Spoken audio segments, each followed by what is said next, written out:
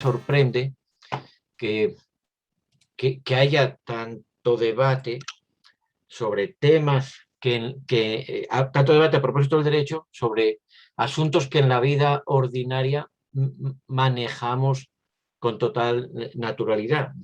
Y una de mis modestísimas tesis es que necesitamos algo así como una teoría pragmática del derecho, ¿no?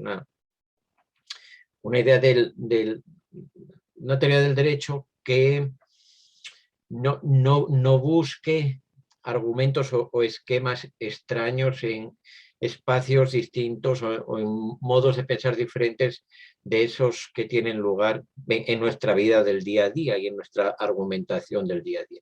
Bueno, y para ilustrar con problemas cotidianos, prácticamente triviales, el tipo de asuntos que suelen ocuparnos en la práctica jurídica, pues es por lo que tengo aquí este trocito de presentación tan simple que les voy a compartir. Partimos de lo siguiente, que ustedes ahí pueden leer, ¿no? Imaginemos que mi amigo Miguel nos encontramos Miguel y yo un día en la calle y él me dice, ya que vas a la tienda de ropas, cómprame una corbata, por favor, ¿no? Aquí estaríamos yendo al Corte Inglés, que los amigos latinoamericanos saben que es el comercio por antonomasia en España, y una ciudad española que se precie pues tiene que tener Corte Inglés, si no pues como que le falta su máximo signo de distinción, y cuando nos visitan los turistas siempre dedican su tiempo a ir a comprar algo al Corte Inglés. Bueno, pues yo me iba hacia el Corte Inglés, me encontré a Miguel y él me dijo, ya que puesto que vas a ese comercio, donde hay también muchas prendas de vestir, pues por favor, compras para mí una corbata, ¿no? Y yo de inmediato pienso, bueno, pues aprovecharé para regalársela porque va a ser su cumpleaños, entonces le voy a comprar una corbata. Primera cuestión, ¿con qué cosas le cumplo yo a la petición y con cuáles no? Fíjate, si hacemos caso, digamos, si funcionamos en la clave comunicativa ordinaria y nos guiamos por nuestro lenguaje y su semántica y su sintaxis, tendré muy claro yo y tendré muy claro todo el mundo que no cumplo la petición de Miguel si le compro y le regalo una torta, un zapato o un balón de básquet, un balón de baloncesto, por ejemplo. Eso es bien obvio. Bueno, es tan obvio. Bueno, si es tan obvio, ¿por qué en derecho lo discutimos? ¿Por qué en derecho vivimos en esa pinza que tiene por un lado a los antipositivistas que consideran que ceñirse al lenguaje y el significado posible de los enunciados jurídicos es un ejercicio de formalismo? Y por la otra parte tenemos a los posmodernos supuestamente críticos del derecho que nos quieren hacer ver que las palabras no significan nada y que cualquier decisión es posible en compatibilidad con el derecho, porque el derecho en el fondo no tiene existencia. Esta es una primera pregunta casi trivial, pero que tiene su miga, que tiene su sustancia, a propósito de este arranque, ¿no? Bueno, ¿por qué han de significar distinto las palabras y han de tener, ha de tener implicaciones diferentes el lenguaje en la vida del día a día, en la vida ordinaria y en lo que al derecho se refiere? ¿Por qué no nos planteamos problemas con la petición de Miguel y sus significados posibles y en cambio hacemos tantas disquisiciones inverosímiles sobre cuál puede ser el sentido de un mandato cualquiera del legislador? Bueno, entonces está claro que si le llevo a Miguel de vuelta determinadas cosas, no cumplo con su petición, que si le llevo esas tres corbatas que la imagen tienen, sí cumplo con la petición, pero vean que tengo un problema ya. Debo elegir la corbata, ¿no? Él me dijo una corbata y no me explicó más. A lo mejor ahí es donde me topo con problemas interpretativos. Y después hay asuntos, hay objetos dudosos en cuanto a que si yo los adquiero para Miguel, no está del todo claro si cumplo o incumplo, porque tendría que tomar en cuenta algunos elementos contextuales por encima de o además de esa frase suya, ese enunciado, por favor, ya que vas al Corte Inglés, cómprame una corbata, ¿no? Entonces, no cumplo, cumplo y cumplo, ahí está la pregunta. En la vida ordinaria seguimos, ¿no? Primero, ¿qué nos encontramos? Primero nos encontramos con un problema, el equivalente a un problema interpretativo en el derecho, ¿no? El juez, decimos algunos, decimos muchos, que en derecho interpretar, en la práctica jurídica interpretar, es establecer cuáles son los significados posibles que un texto normativo puede adquirir o presentar para un caso y, segundo paso, ver cuál de esos significados o sentidos posibles de ese enunciado normativo que viene al caso, cuál de ellos es preferible, a cuál debemos dar prevalencia. Para esto sirven los argumentos interpretativos. Los argumentos interpretativos justifican la elección entre interpretaciones posibles, con un matiz aquí en el fondo que desvela el enfoque positivista que a esto le estoy dando, ¿no? Y ese matiz se refiere al papel desempeñado por la semántica, por lo que podemos llamar el argumento semántico, el argumento lingüístico, el argumento de interpretación literal, el argumento de interpretación gramatical, todo ese montón de nombres tiene, ¿no? Pero lo que viene ese argumento a indicarnos es que hay un límite en lo que los enunciados pueden significar. Si Miguel me hubiera dicho, traigo una corbata roja, hay una zona fronteriza tal vez entre el rojo y el rosa, ¿no? ¿Dónde acaba el color rojo y empieza otro? Puede haber casos en que uno dude, oiga, ¿esto es rojo o no es rojo? Es un rojo un poco clarito, pero sigue siendo rojo o no, cumple o no cumple. Pero el verde no es rojo. Entonces, esto llevado, como de sobra sabemos, a la teoría de la interpretación jurídica, pues implica que las palabras y su semántica, unida a su sintaxis, y siempre en el contexto de uso de que se trate, ponen un límite a las atribuciones posibles de significado. Eso es obvio. Sí, eso es obvio siempre que uno no quiera subrayar lo contrario, que es algo así como la libertad interpretativa del jurista o del juez, o la sumisión de los mandatos significativos a otros elementos, como puedan ser los valores, las consideraciones sobre la justicia, los razonamientos económicos, las implicaciones políticas o lo que se quiera. Bueno, entonces tenemos, sin extenderme en esto, que no deja de ser una bobada, tenemos la analogía con el problema interpretativo y con los problemas de incompletud de los sistemas, los problemas de cuando hay lagunas, es decir, de cuando hay cosas que en principio pareciera que no deben recibir el tratamiento que una norma ofrece para su supuesto, pero que quizás sí. Bueno, entonces, está claro que con todas las corbatas cumplo, pero tengo que escoger una, y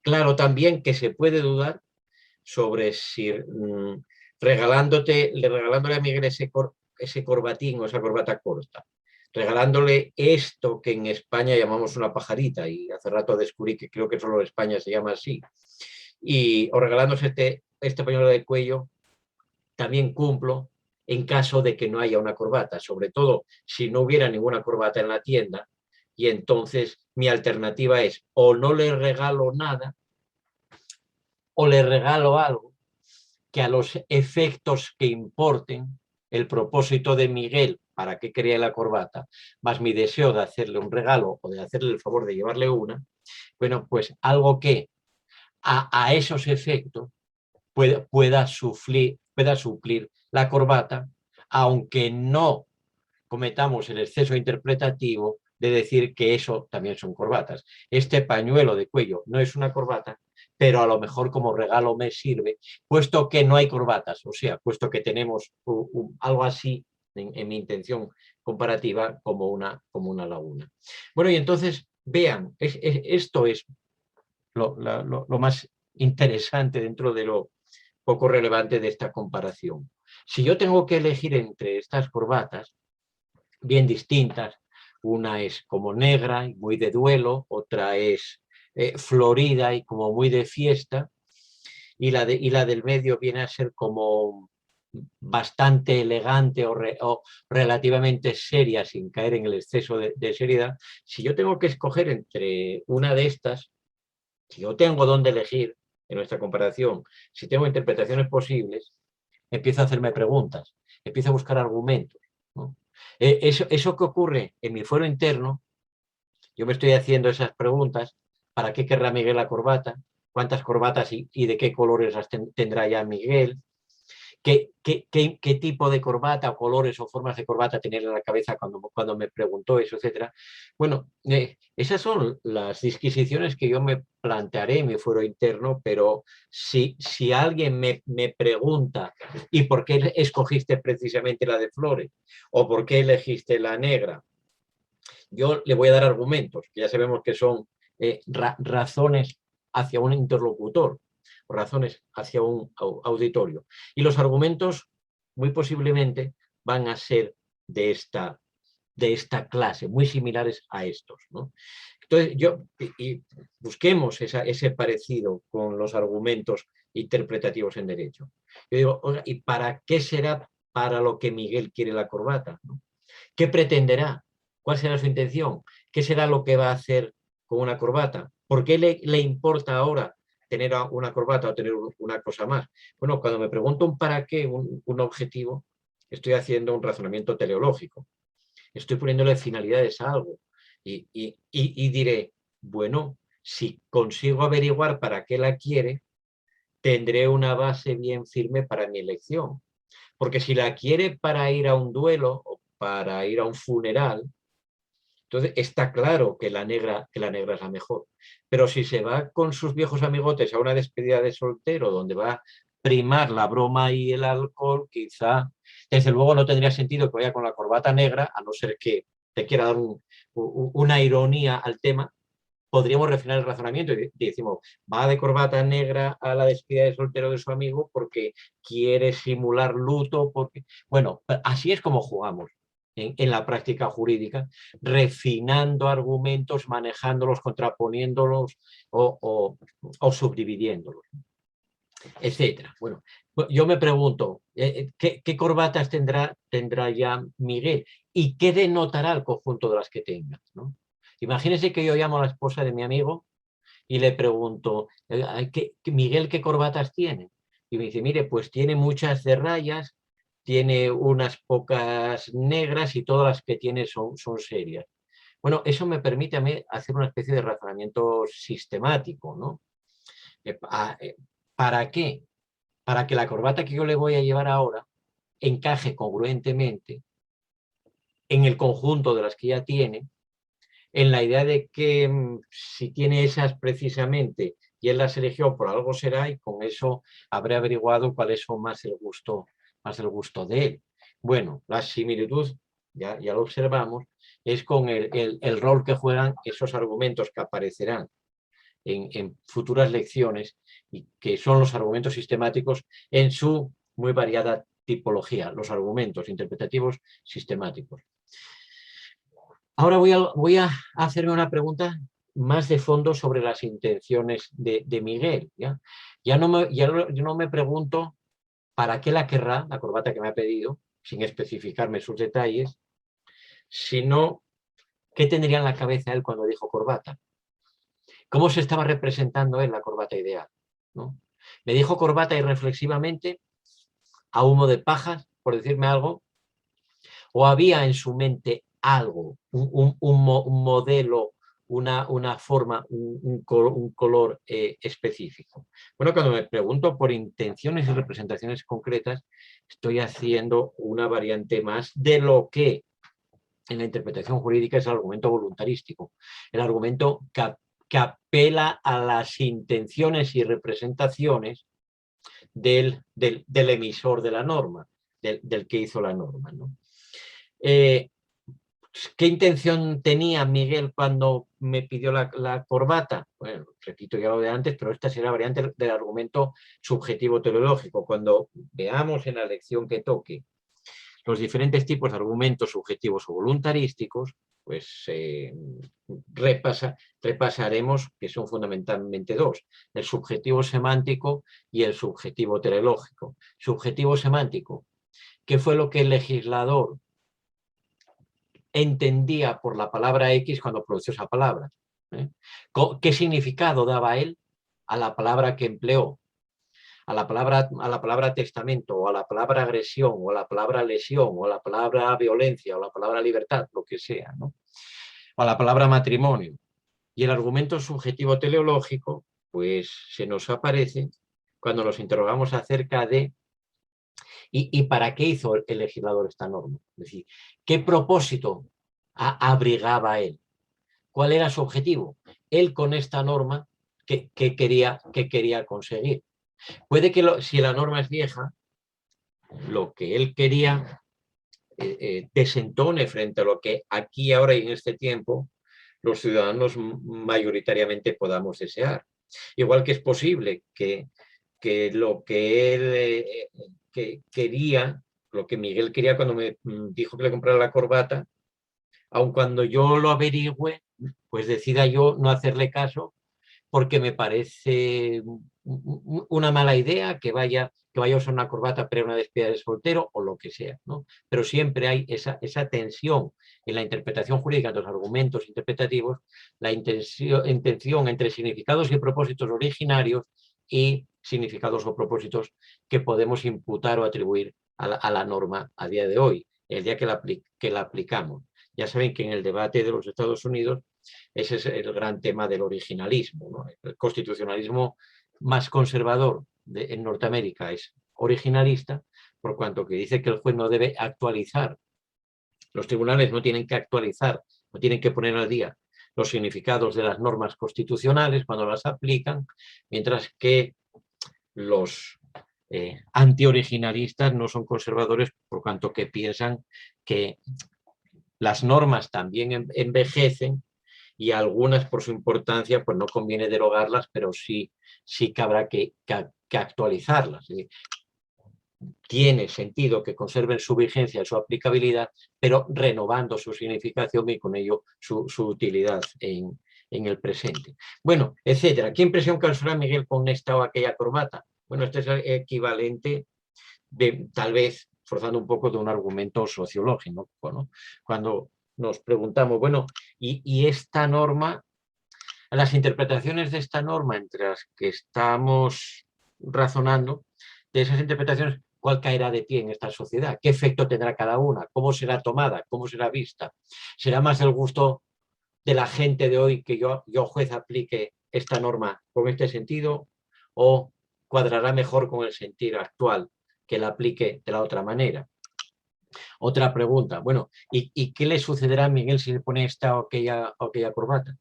¿Qué pasa si sale a la calle con la corbata de flores? ¿Qué pasa si se va por ahí a cualquier acto con su corbata negra? ¿Qué efecto tendrá sobre Miguel y sobre los demás el que él vaya con tal o cual de las corbatas que elegimos? Bueno, si se acuerdan de McCormick, y cuando vimos un poco a McCormick con la profesora Flavia Carbonell, pues recordaremos que era muy importante el razonamiento consecuencialista en McCormick y en la argumentación jurídica de ese autor, ¿no? Estimaba que tiene el jurista que preguntarse, el jurista que va a aplicar normas previa interpretación, claro, tiene que preguntarse siempre qué consecuencias va a tener ahí afuera el que yo esta norma la aplique con esta o con la otra interpretación.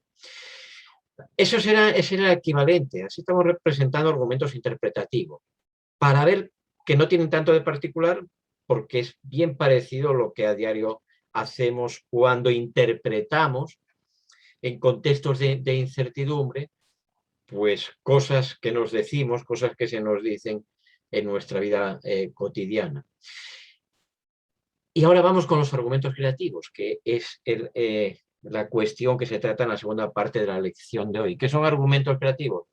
Son argumentos con los que se justifica la creación de una norma para decidir un caso, pero no la creación de una norma por el legislador. Ese era el tema de Gemma Marcilla en la lección sobre teoría de la legislación y argumentación. Aquí no estamos en el debate de si tiene o no tiene el legislador que argumentar, que dar los porqués de que haya creado una ley con este o aquel contenido, que estipule esto o establezca lo otro. No, no es ese tema.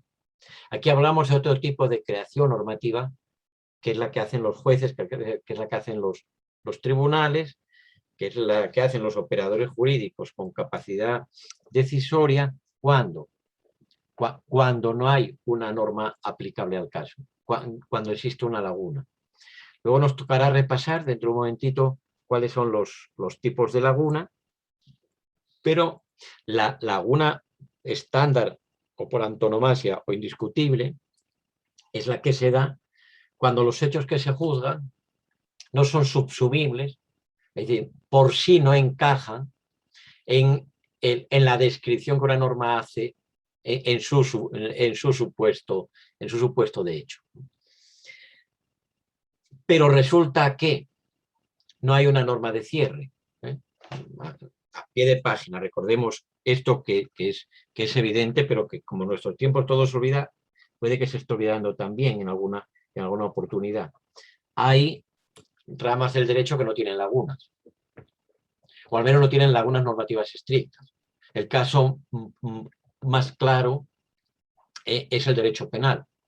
El derecho penal no tiene lagunas porque tiene una cláusula de cierre.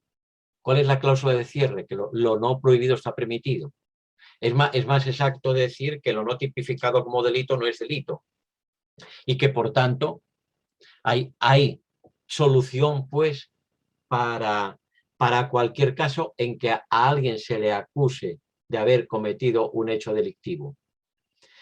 O eso que se le prueba que hizo, dejemos de lado los problemas probatorios, se subsume, cuadra, encaja bajo un tipo penal, y entonces ese es el delito cometido, y toca condenar, siempre y cuando que no concurran eximentes, etcétera, o no es subsumible ese hecho probado, eso que esa persona hizo, bajo ningún tipo penal, y entonces no es que quedemos en la duda. No es que digamos, oiga, el legislador penal nada dijo de esta conducta, luego hay una laguna. No, funciona la regla de cierre, que en realidad es el principio de legalidad estricta, no es una construcción intelectual, sino que el sistema penal está cerrado, ya no por el legislador, está cerrado en nuestro tiempo por las propias constituciones, ¿no? Algo de eso seguramente pasa con el sistema tributario, ¿no? Donde no hay más impuesto que el que esté legalmente establecido como tal, etcétera, ¿no?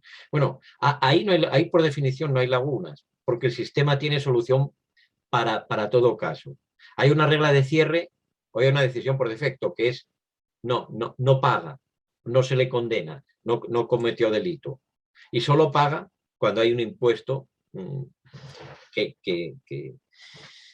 viene al caso, expresémoslo así, o cuando hay un delito que se corresponde con los hechos que se juzgan. Pero en otras partes sí hay lagunas, y por tanto en otras partes sí hay un problema. ¿Cuál? El problema es que yo, juez, este asunto tengo que decidirlo, y sí o sí, esto todos conocemos también de sobra, que lo determina en el derecho moderno, la llamada prohibición del non-liquid, el juez que se abstenga, dice la ley española que el juez está obligado a dictar sentencias sin poder excusarse en la inexistencia, insuficiencia u oscuridad de la ley. ¿No? Pues si no hay norma, la pinta usted. Es más, en el derecho de mi país, el juez que diga, no, no, yo esto no lo puedo sentenciar, este caso, que es de mi jurisdicción y mi competencia, este caso que válidamente me toca a mí, juez, no lo puedo sentenciar porque no tengo cómo, el legislador no me ha dado elementos suficientes y yo no sé a qué atenerme y por tanto lo dejo sin resolver. Bueno, ese juez cometería uno de los supuestos de prevaricación contemplados en el Código Penal español. Bueno, entonces, la situación la vemos así, sabida, la vemos así en toda su problemática intensidad. Ese juez tiene que decidir, pero no tiene norma aplicable a ese caso. Y va a tener que construir un razonamiento complejo donde pues la alternativa, en la lección creo que figura también, es si aplicar un razonamiento a contrario sensu o si aplicar alguna de las variantes de un razonamiento de extensión teleológica, variantes que en realidad son tres. O decide por analogía, ya lo veremos, o decide a fortiori o a mayor razón, por analogía o asímile, a fortiori o a mayor razón, o construye un principio general del derecho, razonando con los viejos y utilísimos esquemas de la analogía iuris. No puedo evitar decir la maldad de siempre. Están los millones de dworkinianos que hay en nuestros países absolutamente excitados a pesar del tiempo transcurrido porque Dworkin descubrió que en el derecho hay principios. Bueno, eso es más viejo que Matusalén. Es la vieja idea de los principios generales del derecho, que son pautas generales construidas, luego veremos ejemplitos, pautas generales, digamos, inducidas o establecidas a partir de supuestos normativos más concretos. Bueno, de eso hablaremos. Pero, entonces fíjense, en nuestra situación, en nuestro dibujito, tenemos que no hay corbatas. Yo debo llevarle a Miguel una corbata, eso es lo que me pidió, y se acabaron las corbatas, ¿no? En nuestro mundo se están acabando los suministros de todos, ahora en España y en toda Europa se está diciendo que van a ser unas navidades de escasez porque ya no llegan los barcos ni los contenedores, ni hay con qué fabricar casi nada por la pandemia y la sucesión de crisis. Bueno, pues a lo mejor cuando alguien vaya a comprar corbatas al Corte Inglés de estas navidades, pues se acaba y se plantea este dilema, ¿no? ¿Qué hago? Un razonamiento a contrario sensu sería, no, pues si no hay corbatas, nada. Porque cuando Miguel me dijo que le llevaron una corbata, quiso decir que única y exclusivamente una corbata. Si hubiera querido decir una corbata u otra cosa parecida, habría dicho una corbata u otra cosa parecida. O habría explicitado una corbata y un pañuelo de seda para el cuello. Luego, cuando dijo, este es el esquema del razonamiento a contrario, de un argumento a contrario sensu.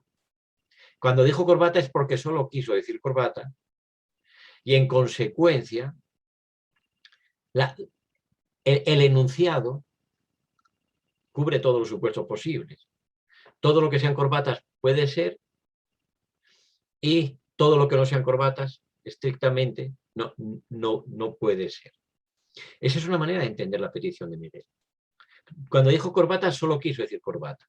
Se refirió única y exclusivamente a corbata. Luego todo lo demás incumple con su petición. Entonces no podemos regalarle nada parecido a una corbata. Si queremos ser fiel a su deseo. No podemos regalarle nada parecido a una corbata y solo nos queda no regalarle nada, ¿no? Segunda posibilidad. Bueno, cuando dijo corbata, en realidad estaba diciendo lo que más le satisface de un conjunto de cosas que pueden satisfacerle en nivel suficiente para que puedan contar aquí como regalo. Enseguida la atiendo, Cecilia, que tiene la mano levantada. Entonces, ¿cómo colmamos la laguna? Que de que no haya corbatas. Con un razonamiento a contrario sensu, pues entonces no puedo regalarle nada, porque le incumplo si le regalo otra cosa, o con un razonamiento, tal vez con un razonamiento asímile. Puedo regalarle otra cosa, pero que sea otra cosa suficientemente parecida para que le valga igual, para que le sirva igual. Y como sabemos muy bien, y luego volveremos a repasar, en este razonamiento analógico que estamos haciendo, es esencial la interpretación teleológica. Cuando a usted le lancen una analogía que no le convenga en un pleito, búsquele siempre la interpretación teleológica, porque es la manera mejor de desactivar la fuerte capacidad persuasiva, el fuerte valor persuasivo que tiene un razonamiento analógico. Ustedes, por ejemplo, en nuestro ejemplo, no hay corbatas. Y uno dice, bueno, pues para lo que sirven las corbatas, que es para cerrar el cuello de las camisas, para que uno vaya con el cuello más abrigadito, para no ir todo desabrochado enseñando los pelos, para dar cierta sensación de formalidad, etcétera, le vale igual el pañuelo de cuello, ¿no? Y todas estas funciones que acabo de decir que son propias de la corbata, las tiene igual el pañuelo de cuello. Luego, a falta de corbata, cumplimos suficientemente con el pañuelo. En el fondo hay un razonamiento teleológico ahí. Porque la similitud, dice la teoría de siempre, toda la teoría clásica, hay que volver a las teorías clásicas, que tenía mucha razón. Son el destilado de la decantación de siglos que de pronto los neoconstitucionalistas olvidan para no estudiar.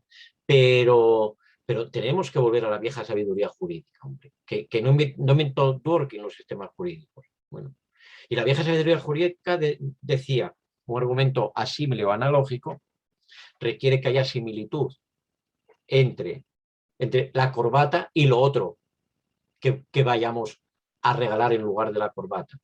Pero esa similitud no puede ser en abstracto, porque cualquier cosa puede parecerse a cualquier otra según desde qué punto de vista. Según desde qué punto de vista, ¿no? Veamos. Un marisco, una langosta y una patata, que decimos en español, una papa, ¿se parecen o no? Depende. En la forma no, en el color no, en el sabor no, en que las dos tienen valor alimenticio sí. Entonces aquí, ¿qué estamos hablando? ¿De cosas con sabor exquisito o estamos hablando de cosas que tengan sus vitaminas, sus proteínas o lo que sea? Según desde qué punto de vista son parecidas o no la langosta y la papa. Entonces, ¿dónde está la clave? En fundar el parecido, en fundar la similitud. ¿Y cómo se fundamenta la similitud? Mediante un argumento teleológico, ¿no? Argumento teleológico del que está diciendo que a Miguel le vale el pañuelo para el cuello lo mismo que la corbata. Bueno, si se trata de llevar el cuello tapado, como le conviene si hace mucho frío o como le conviene si usted lo tiene muy feo, el cuello, pues entonces el pañuelo vale igual que la corbata. Listo. ¿Cómo se lo desarmamos? Se lo desarmamos diciendo, no, es que para lo que ha de valer esta corbata que le tiene que llevar a Miguel es para ir a un funeral, es para ir a un acto luctuoso. Y para eso el pañuelo es demasiado informal y no solo cumple la misión de la corbata negra, sino la misión que idealmente cumple mejor que ninguna otra cosa la corbata negra, sino que más bien da la impresión contraria. Bueno, no sé, Cecilia ha bajado la mano, no sé si porque se aburrió de esperar o porque en realidad no quería preguntar. No, ya le respondió usted, doctor. Bueno. Iba a agregar, era eso, que sería el principio bajo el cual, al argumentar, se dice, cuando el legislador no distingue, le está vedado al intérprete hacerlo.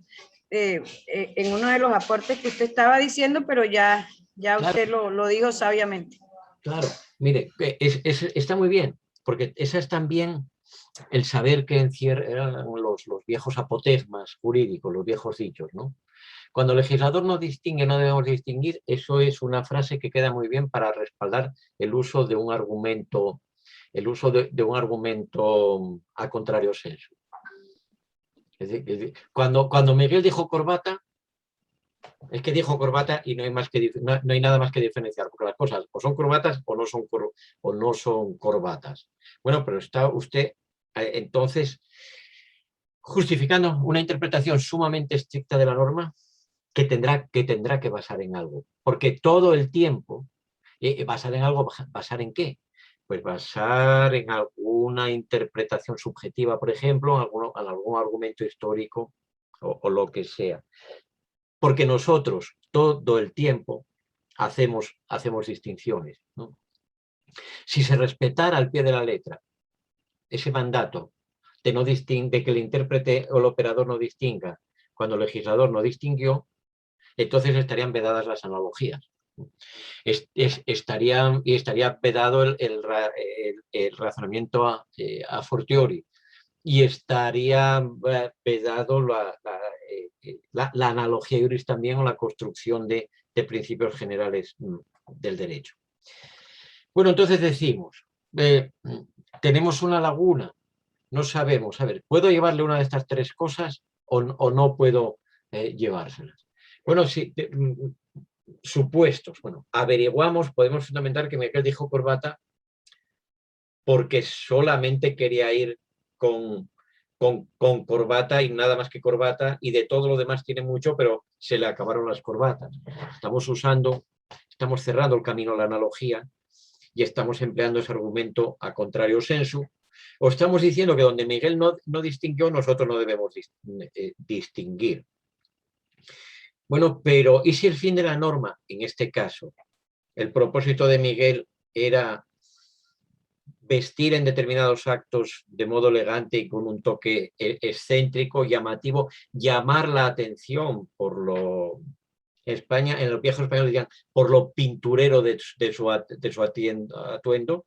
Bueno, entonces ese corbatín corto, si él quiere llamar la atención, yendo elegante, esa corbata corta, ese corbatín le va a servir muy bien, pero más todavía, esto que en España llamamos pajarita, que creo que en otros lugares llaman corbata de nudo o así, con esto podemos hacer un razonamiento a fortiori. Dice, que quería ir elegante haciéndose notar y como destacar frente a toda la concurrencia, pero no por chabacano, sino por fino. Oiga, que se ponga la pajarita. Si con corbata va elegante, más aún, siendo ese el propósito, lo va a ir con la pajarita, con la corbata de lazo. Bueno, entonces, ¿qué acabamos de hacer? Acabamos de construir un razonamiento a fortiori o a mayor razón. Está muy fácil distinguirlo, ¿no? Si razonamiento asímile, si elegante va con una corbata, iría con una corbata, similarmente elegante va con la pajarita. Es un razonamiento asímile. Hemos dicho similarmente, parecidamente. Si razonamiento a fortiori o a mayor razón, si elegante estará con su corbata, más elegante aún estará con una prenda tan distinguida y tan fina como la pajarita. Luego acabamos de hacer un razonamiento a fortiori o a mayor razón. Pero siempre, como decía, el razonamiento, la interpretación teleológica, que aquí es interpretación de la intención de Miguel, la interpretación teleológica siempre siendo determinante. Que lo que quería era Miguel simplemente llevar el cuello cerrado y bien abrigado, entonces nos vale igual el pañuelo, ese pañuelo de seda para el cuello. Bueno, pues esto es, ¿cuál es la intención de este esquemita?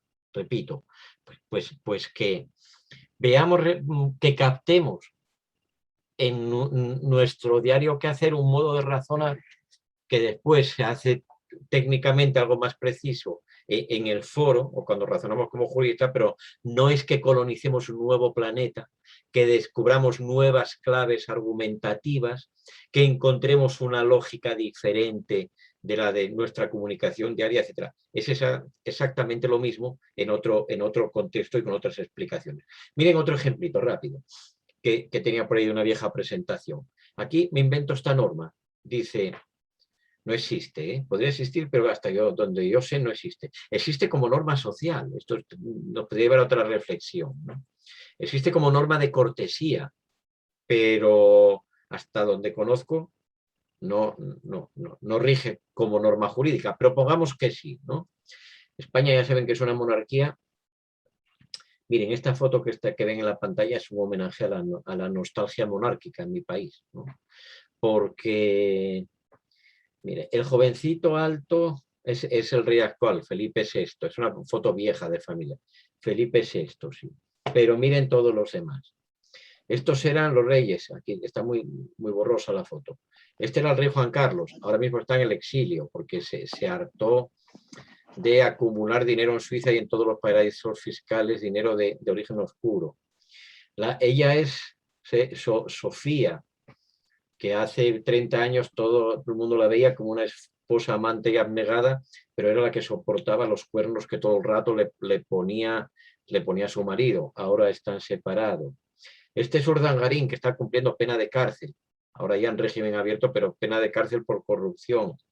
Esta es la infanta esposa de Urdangarín, que ya vive en Suiza, no por exilio de ella, sino porque no soporta al país del que es infanta, porque todo el mundo se dedicaba a decirle que menudos ladrones y que cómo se le ocurrió casarse con un ladrón. Bueno, esta es Leticia, que es excelente porque es de mi tierra asturiana y mientras haya reinas asturianas, pues este país resistirá. Y estos dos pues también están divorciados. Bueno, después de este pequeño excurso que nos muestra la relatividad de la vida y que nos sirve de consuelo, porque si las familias reales están así de jodidas, ¿cómo vamos a estar las familias reales? Pues mal también, jodidos pero contentos, porque cuando el mal se distribuye, pues el consuelo es grande. Pero mire, la norma inventada era: en las recepciones en la Casa Real será obligatorio para los varones el uso de corbata. ¿Esto es una corbata? Sí. Si yo voy a una de esas recepciones con esto, ¿cumplo? Sí. Esto es lo mismo. Bueno, y con esto, vean que, acuérdense de los circulitos, esos círculos concéntricos. El círculo del medio, núcleo de significado. Casos fáciles. Una corbata, que nadie discuta que es una corbata, es un caso fácil a efectos de esta norma. Si yo voy con esto puesto como lo hay que poner, ¿quién va a decir que no cumplo con la norma? Si voy con esto, oiga, probablemente seguimos en el núcleo de significado, pero ya no vamos desplazando hacia afuera, ya no estamos en el eje. El caso ya no es tan fácil.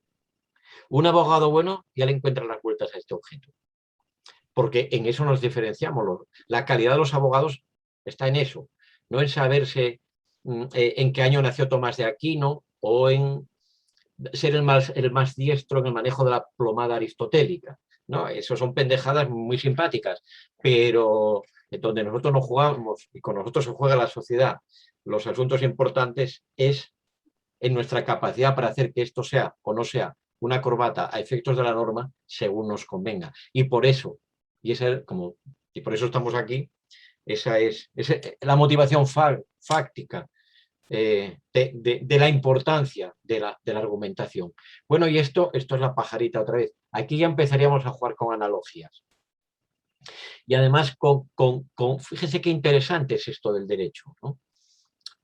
Qué entretenido. Si ustedes, hay países, he averiguado, precisamente por dar estos ejemplos, y me corrigen si me equivoco, que en alguno de los países de ustedes esto se llama corbata de lazo. Entonces, si la norma dice es obligatorio ir con corbata, en su país, llevando esto se cumple, diría yo. O podría ser, o podríamos defenderlo. Entonces, no hace falta hacer ninguna analogía, bastará una interpretación extensiva. Con esto, la corbatita corta, y con esto, si esto es corbata, lo único que tenemos que decir es que, aunque no sea tan prototípicamente corbata como esto, sin embargo, esto sigue siendo corbata. No, está dentro del núcleo de significado, hacia afuera, pero todavía dentro del primer círculo, del círculo más interior. Pero en España no. En España no. En España haría mal un abogado que llevara un caso como este que estamos imaginando y que se dedicara a explicarle al juez que esto es una corbata. Porque es muy posible que ese juez dijera, no, no, a mí siempre me enseñaron que eso no se llama así. Esto aquí se dice pajarita, ¿no? Y a mí nunca nadie me ha dicho que la pajarita sea una modalidad de corbata, fíjate, aunque la función pueda ser similar, ¿no? Así que, ¿qué nos quedaría si somos los abogados que defendemos que ese que fue con tal prenda cumple? Nos tocaría hacer un razonamiento por analogía, o un razonamiento a mayor razón, o a fortiori como los que veíamos antes. El pañuelo del cuello, bueno, ya está, el mismo ejemplo. Seguimos alejándonos de la zona confortable en el núcleo del significado y estamos ya en plena zona de penumbra, ¿no? Esto ya es muy difícil decir que es una corbata, pero quizá aún podamos construir una analogía. ¿Y este lleva corbata o no? Este no lleva ninguna corbata. Pero a la desesperada que intentamos decir, no, pues que va igual de respetuoso, porque pudiendo llevar el botón suelto, va bien abrochadito, etcétera, y es su manera de mostrar respeto, de manera que no... Oiga, ¿usted en su país cómo salvaría este? Aquí ya sí tenemos que ponernos de otra manera. Cuando ley en mano perdemos, ¿qué podemos hacer? Ponderar. Pondere la regla, hay que llevar corbata. Desde el punto de vista del principio subyacente a la regla, se debe mostrar por razones que se podrían explicar con mayor amplitud, se debe mostrar respeto y consideración ante el jefe del Estado en los actos oficiales, porque no deja de ser una manera de mostrar respeto con el Estado en su conjunto, que a todos nos representa, y con ello, a través de la figura del jefe de Estado, estamos siendo respetuosos con todos nuestros conciudadanos y bla, bla, bla. Le mete a usted ahí un discurso bárbaro y dice, claro, claro, yo no estoy atacando esa regla, ¿no? Qué bueno que existe la obligación de que vayamos vistiendo con corbata los varones a esas recepciones en la Casa Real. Pero vea, mi cliente, que es el que fue de este modo, en efecto no llevaba corbata y no pretenderé yo decir que con eso cumplió la norma. Ahora bien, fue así en uso de su libertad, en uso del libre desarrollo de su personalidad, porque él es una persona informal, es una persona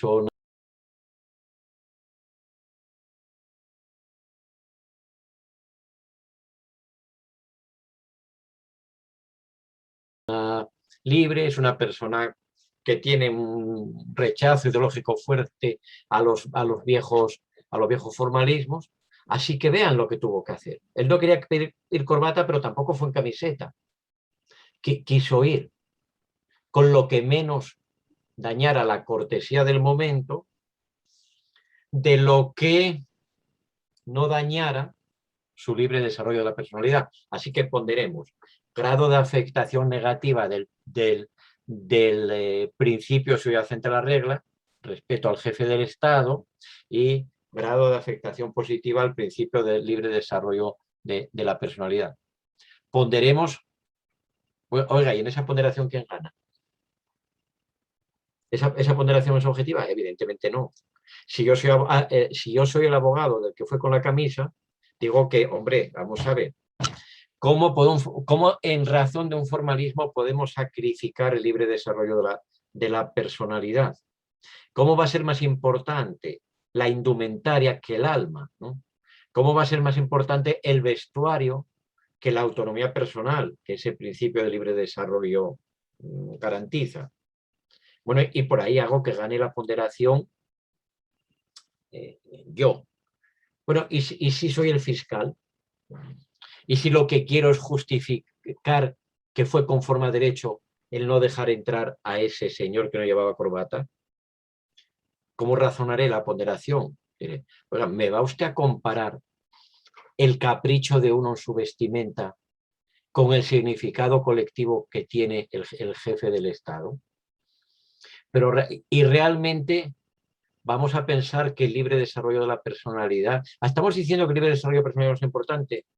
No. Es fundamental en todo lo que a un individuo, a un ciudadano cualquiera lo afecte, en lo que sea la esencia de su ser o o el ejercicio de su autonomía personal. Pero me va a decir a mí que es esencial para mí el ir con una camisa o con otra. Pero hay alguien de cuya personalidad esencial forme parte el ir con o sin corbata.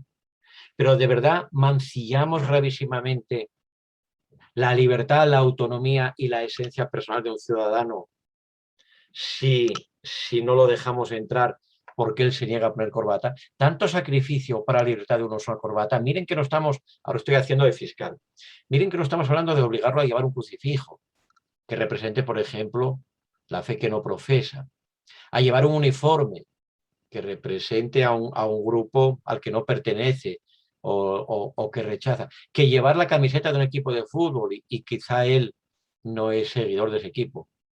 Estamos diciendo que puede que se ponga algo que no tiene ningún significado ni partidista, ni ideológico, ni grupal, ni político, ni nada, como es una corbata, y no hay gran humillación para la libertad de las personas y el libre desarrollo de su personalidad si se les dice que a esa recepción no entran a no ser que vistan corbata. Luego, el grado de afectación negativa del principio negativamente afectado, que era el de libre desarrollo de la personalidad, es muy pequeñito en comparación con la afectación que tendría el principio de respeto a la autoridad común si se permitiera que en nombre del libre desarrollo de la personalidad cada uno acudiera como le da la gana, porque mañana un nudista, ¿ven? Este es el razonamiento que habría que ir hilando ahí. Hay que ir hilando, es muy efectivo construir razonamientos al absurdo.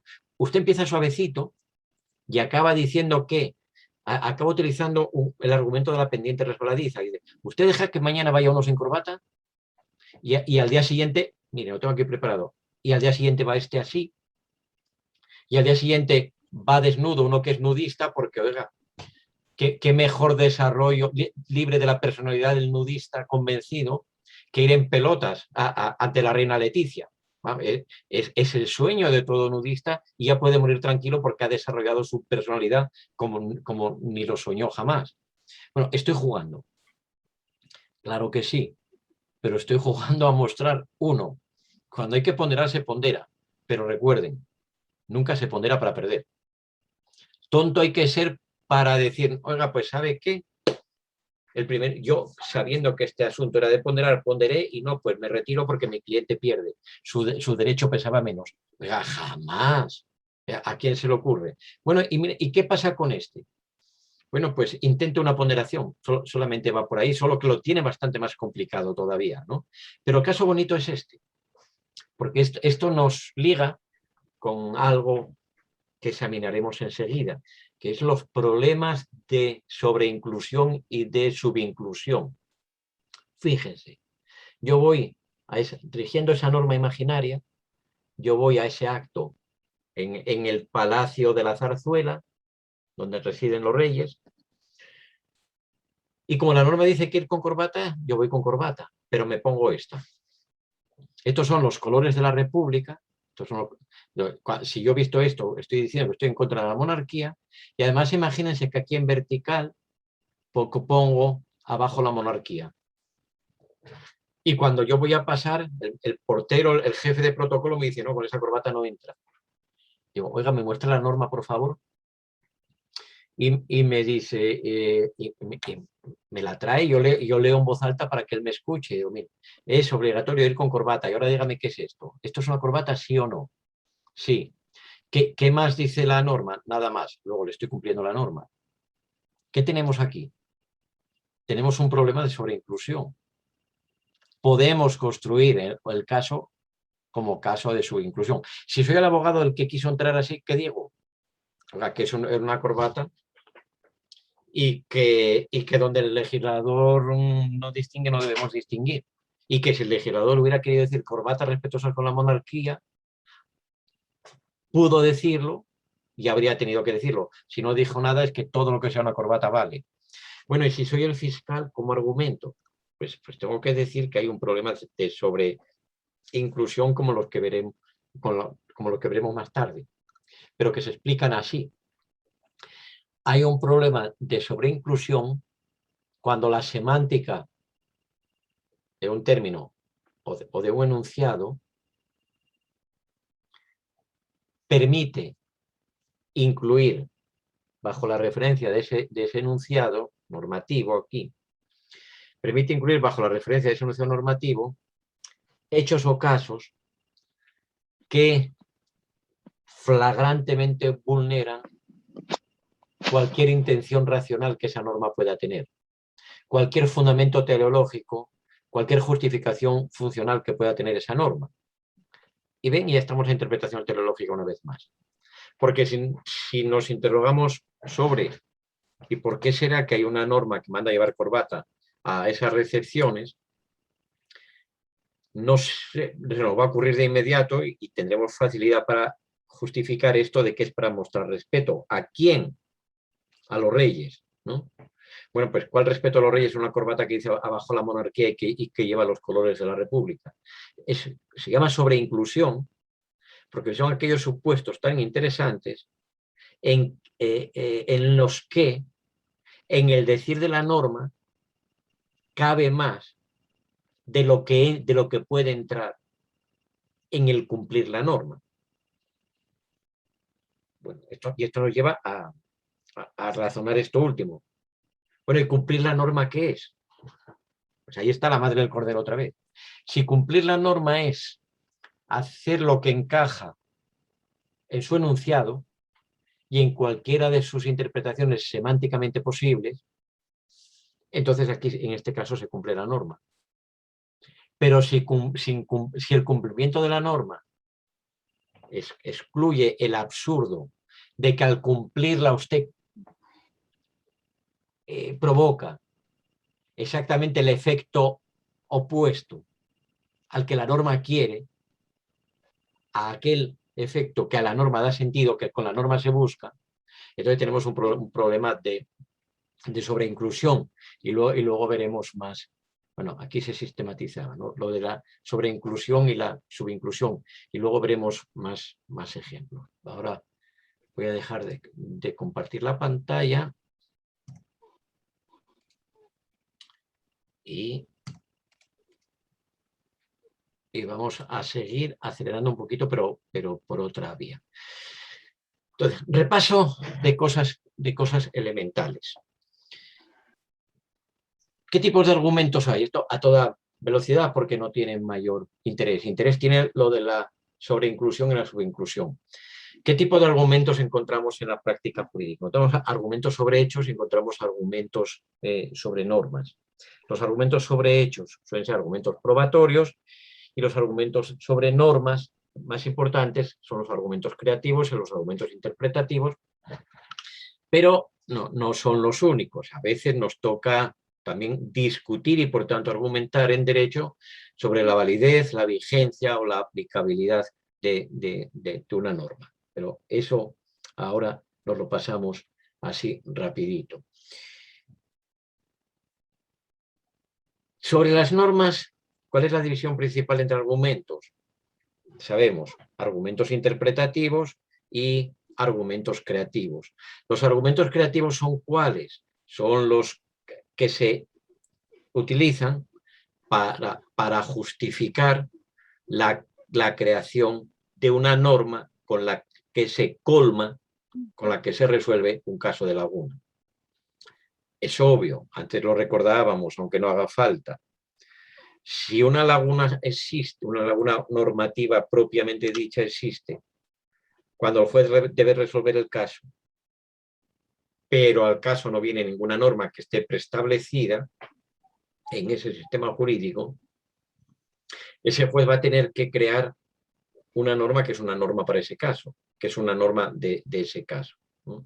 Y para eso hay distintos modos de razonar y distintas maneras de argumentar, esas que enseguida repasaremos otra vez y que ya he enumerado aquí, ¿no?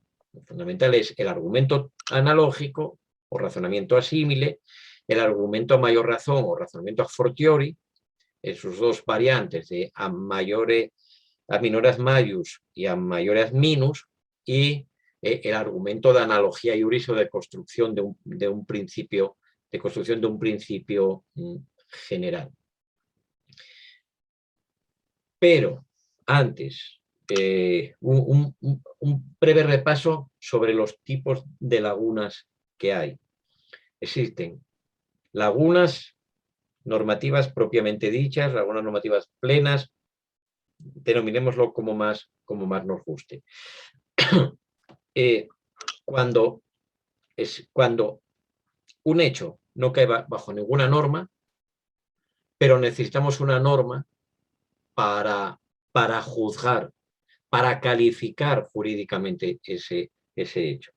No me acuerdo ahora bien, tal vez en la lección empleé el ejemplito que primero se me ocurre de tanto repetirlo sobre esto. Pónganle que en mi universidad hubiera una norma en materia de exámenes, de redacción de los exámenes por los estudiantes, una norma que dijera esto. Los estudiantes podrán redactar sus exámenes con bolígrafo. Esto es lo que en España le decimos un bolígrafo. Algunos países le dicen esfero y de muchas maneras.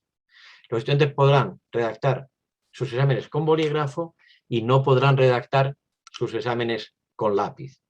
Y la norma no dice absolutamente nada más. Y un día un estudiante pretende que escribir, como es un examen nada más que de marcar o de escribir palabras muy cortitas, aparece con esto. Que le podemos decir aquí rotulador, marcador. No. ¿Esto es un bolígrafo? Propiamente no. ¿Esto es un lápiz? Propiamente no. Pero si el estudiante dice, con eso yo sí hago el examen, y el profesor o quien esté a cargo del examen dice, no, con eso usted no hace el examen, el estudiante dice, con esto hago el examen porque es un bolígrafo, o como si lo fuera, y el otro dice, no, con eso no hace un examen, porque eso no es un bolígrafo. Entonces, esa bobada de disputa termina en los tribunales y no hay más norma que esa, que el juez encuentre predeterminada y que disponga si con un marcador, rotulador, pluma estilográfica u otro objeto cualquiera de escritura se puede o no se pueden hacer exámenes, tenemos una genuina laguna ahí, ¿no? Es un caso clarísimo de laguna y no hay norma de cierre, no hay regla de cierre ahí, ¿no? Entonces, ¿qué va? Y no hay cuestiones ni de subinclusión, ni de sobreinclusión, ni de nada por el estilo. Al legislador se le olvidó, no fue previsor y no pensó que además de los objetos de escritura más usuales, el bolígrafo y el lápiz, hay otras cosas que también sirven para escribir y que pueden llevarse a los exámenes. O aparecieron estos objetos después de que se hiciera la norma y nos queda la duda. Bueno, esto es una laguna genuina, ¿no? Y una laguna axiológica, ¿cuál es? Esto es muy del gusto de Manuel Atienza y todos los pospositivistas. Una laguna axiológica es la que encontramos cuando sí existe una norma bajo la cual los hechos del caso, bajo cuyo supuesto los hechos del caso son subsumibles sin distorsión lingüística, pero la solución, pero resulta muy injusto aplicar la consecuencia jurídica de esa norma en este concreto caso. No es que no exista norma que abarque los hechos, la hay, clarísimamente sí, pero por alguna peculiaridad añadida que esos hechos tienen, nos repugna, nos desagrada, nos parece inicuo, lo sentimos contrario a la equidad, etcétera, aplicar esa solución que la norma prevé para esos hechos. O sea, se trata de justificar una decisión contra legem, pero con base en la atención a la equidad o a la justicia del caso. Lo más del gusto que hay para los pospositivistas o iusmoralistas. Junto a eso, a mí me gusta distinguir un tipo intermedio de laguna, que son las lagunas teleológicas. Y esto es lo que querría terminar repasando en este final de mi exposición, porque interesa que veamos dónde están las diferencias, si es que las hay, que a mí me parece que sí, entre la laguna axiológica y la laguna teleológica. Pero insertemos esto en un esquema un poco más amplio y volvamos a referirnos a las cuestiones, a los problemas de sobreinclusión y los problemas de subinclusión. ¿Cuándo tenemos un problema de sobreinclusión? Repito de nuevo. Cuando el supuesto de una norma claramente abarca los hechos del caso, pero nos parece contrario, radicalmente contrario a la finalidad de esa norma, aplicar su consecuencia a ese caso. Aquí está el matiz. Aquí está el matiz. A ver si lo explico bien, porque es un matiz, pero es muy importante. No estoy diciendo que nos parezca injusto. No estoy diciendo que nos parezca injusto aplicar la consecuencia de esa norma a los hechos que bajo su supuesto caen. No estoy diciendo que sea injusto, o que sea contrario al libre desarrollo de la personalidad, o que sea insolidario, o que sea opuesto a la dignidad humana. No estoy diciendo que sea inmoral la solución. Estoy diciendo que es absurda, que es distinto. Y el absurdo lo vemos desde la interpretación teleológica, siempre condicionante. ¿Cómo se soluciona? Ahora vamos con los ejemplos. ¿Cómo se solventan, cómo se solucionan en buena argumentación jurídico-práctica los problemas de sobreinclusión? En esos casos, ¿cómo se solventan los problemas de sobreinclusión? En estos casos que estaba contando. Bueno, mediante un argumento que alguna doctrina, sobre todo alemana, llama argumento de reducción teleológica. El argumento de reducción teleológica es aquel que, con base en una interpretación teleológica, muestra que la excepción a la aplicación de una norma se justifica plenamente desde el fin que mueve, que da sentido a esa norma. Ejemplo, con los ejemplos se ve muy fácil. Primer ejemplo, ese de los garajes, ¿no? De lo que en España llamamos vados, ¿no? Hay un espacio en una calle transitada y por la que pasan vehículos. Se puede en las orillas de las aceras aparcar o parquear, a no ser en ciertos espacios que están reservados, acotados y señalizados para la entrada y salida de vehículos de garajes, por ejemplo. Ahí no se puede aparcar, está prohibido. Y hay señal que dice prohibido aparcar aquí. ¿De acuerdo? ¿Cuál es la finalidad de esa norma? La finalidad parece poco dudosa. Consistirá en mantener expedito el paso, mantener libre la entrada y salida de los vehículos, de los usuarios de esos garajes. Bueno, entonces, el viejo ejemplo, que no es invención de uno, sino que aparece mucho en esos antiguos manuales alemanes o de los países de habla alemana, el viejo ejemplo es el siguiente. Un día aparca o parquea allí un usuario y cuando lo sancionan dicen, oiga, a mí no me puedes sancionar por aparcar aquí. Esto es un sinsentido, es absurdo. Yo no digo que esté mal que existan estas prohibiciones. Yo no digo que no tengan sentido. Yo no digo que carezca de sentido multar a los que aparquen aquí. Pero miren, ¿saben qué pasa en esta oportunidad? Enseguida le doy la palabra que me la está pidiendo. Miren, ¿saben qué pasa? Es que este es un garaje unifamiliar. Además, solo cabe un vehículo, que es el mío. Porque el propietario de la vivienda y del garaje soy yo. Y además, póngale que en esta casa solo vivo yo. Es mi casa, es un garaje unifamiliar. Solo hay espacio para un coche y yo soy el dueño de la casa, del garaje y del coche. Entonces, si usted me multa, si usted me sanciona por aparcar aquí, si nos quedamos en la pura letra de la ley, en efecto, yo la he infringido.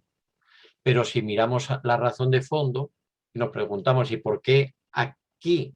¿Por qué se sancionará a los que aquí parquean?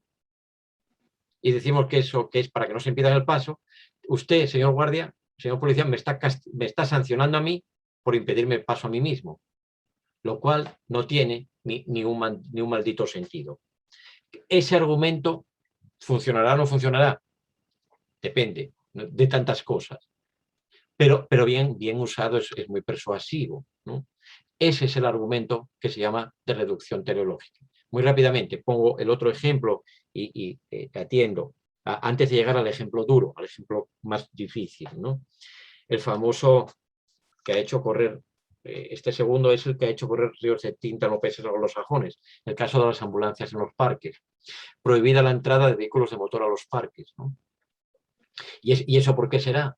Bueno, pues para proteger el bienestar, la integridad y la salud de los usuarios de los parques, que allí pasen los jubilados tranquilos y que jueguen relajadamente los niños, mientras sus papás y sus mamás traban nuevas relaciones y rompen viejos matrimonios, ¿no? Bueno, pues un día un usuario del parque tiene un infarto, alguien llama a los servicios médicos, entra rapidísimamente la ambulancia con su sirena y va corriendo el policía a castigarlo, a sancionarlo, a imponerle la multa, porque la norma no contempla ninguna excepción. La norma dice prohibido la entrada de vehículos de motor y ese es un vehículo de motor. Bueno, ¿eso qué es? Injusto. No, eso es algo más preciso que injusto. ¿Eso es inmoral? No. Eso es algo mucho más concreto. Es absurdo. Pero es absurdo porque si lo que la norma quiere es proteger, entre otras cosas, la salud y el bienestar de los usuarios del parque, al aplicarla en este caso, la aplica contra su razón de ser, porque la aplica para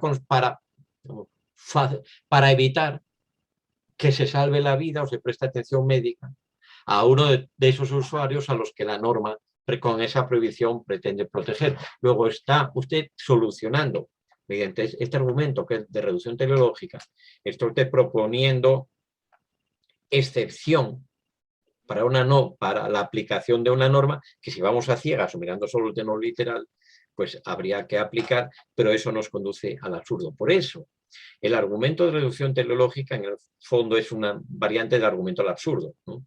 Es una versión más meditada o sofisticada del argumento al absurdo. ¿Cuál es? Les decía, un caso difícil que a lo mejor podemos solucionar así, que probablemente me han oído ya. Por eso y por la hora vamos rapidito sobre él. El famoso caso Nohara en España, que tantas veces ha utilizado mi buen amigo Alfonso García Figueroa. Resumen telegráfico. Nohara era una bebé de pocos meses que tenía una gravísima enfermedad y que necesitaba sí o sí un trasplante muy urgente de ciertas células, de no sé dónde, ¿no? Y los médicos decían, se nos muere, queda muy poquito tiempo. Y todo el mundo buscando desesperadamente un donante compatible de esas células y no aparecía ninguno. Pero sí había uno. Sí había un donante posible que estaba dispuesto a donar y era la mamá de Nohara, ¿no? La mamá de Nohara, que póngale que se llamaba María y que tenía 17 años. ¿Y dónde está el problema? Que la legislación española de trasplantes y donaciones prohíbe radicalmente cualquier tipo de donación de donación de partes de células o partes de su cuerpo por menores de edad. Los menores tienen radicalmente prohibido donar una sola célula de su cuerpo. Bueno, pero Noara se moría y la mamá decía, yo se la doy, y además era una donación que no ponía en peligro tampoco la vida del donante, ¿no? Bueno, ese caso lo resolvió una juez de Sevilla hace ya como 20 años, y lo hizo de un modo muy conveniente, ¿no? Dijo, sí, puede donar la mamá, voy a explicar por qué, y de esa explicación no se entiende ni una sola palabra. Bueno, eso tampoco está mal, ¿no? Si no lo puede convencer, despístelos, ¿no? Por lo menos haga que su sentencia sea incomprensible. El antipositivista más duro, como es mi amigo García Figueroa, dice, a ver cómo se bate un positivista con este caso. ¿Acaso en su amor a la legalidad, o al menos a la legalidad legítima, dirá el positivista que hay que dejar morir a Noara aquí? La alternativa es aplicamos la ley a rajatabla porque el juez está vinculado a la legalidad y la moral no es parte del derecho y la justicia no es parte del derecho. Y entonces aplicando así al pie de la letra de la ley decimos no puede donar la mamá y si se muere pues se murió, grandísima pena sentiremos, pero la ley es la ley. ¿O reconocerá al fin el positivista que la moral, la justicia o cualesquiera valores morales también son parte del derecho y por consiguiente tienen plena validez para excepcionar la aplicación de la ley cuando se da, como aquí, un conflicto tan radical entre lo que la ley demanda y lo que la moral exige, ¿no? ¿Alguien va a ser tan inmoral, tan indecente como para decir que no le importa la muerte de ese bebé? No. Bueno, usted está poniendo en valor la vida del bebé, ¿verdad? Pues claro que sí. Bueno, y pone más en valor la vida del bebé que la seguridad jurídica. Da más importancia a la vida de una persona que al absurdo formalismo positivista. Bueno, a mí me parece que se puede justificar la excepción en este caso sin necesidad de dar la razón a los moralistas cuando combaten, cuando niegan esa que ustedes conocen, que es la llamada tesis de la separación conceptual entre derecho y moral. Yo creo que aquí lo que procede es intentar otra vez un argumento de reducción teleológica. Oiga, ¿por qué en la norma no permite a los bebés, perdón, a los menores de edad donar? Sin duda para protegerlo. ¿Por qué será? Bueno, todo esto hay que construirlo, ¿eh? No necesariamente es evidente. Pero yo veo sencillo argumentar que la norma se hace, como no, para proteger a los menores de edad. ¿Y eso por qué? Porque se les puede dañar de muchas maneras si se permite que donen, porque no tienen todavía la reflexión bastante para saber lo que les conviene, porque no tienen la madurez necesaria para no dejarse manipular, porque están bajo la tutela o la custodia de mayores de edad que puedan tener interés, por ejemplo, en vender sus órganos, en recibir favores a cambio de que su hijo done. Y como se diría en España, a un menor se le puede comer el coco muy fácil. Se le puede persuadir, engañar, manipular de mil maneras. Entonces, la norma es por el bien del menor. Bueno, si la norma es por el bien del menor y para protegerlo, a la mamá de Noara, ¿qué le hacemos? ¿Bien o mal? Si aplicamos así, a rajatabla al pie de la letra de la norma. En realidad, este caso no se parece al de las ambulancias en los parques.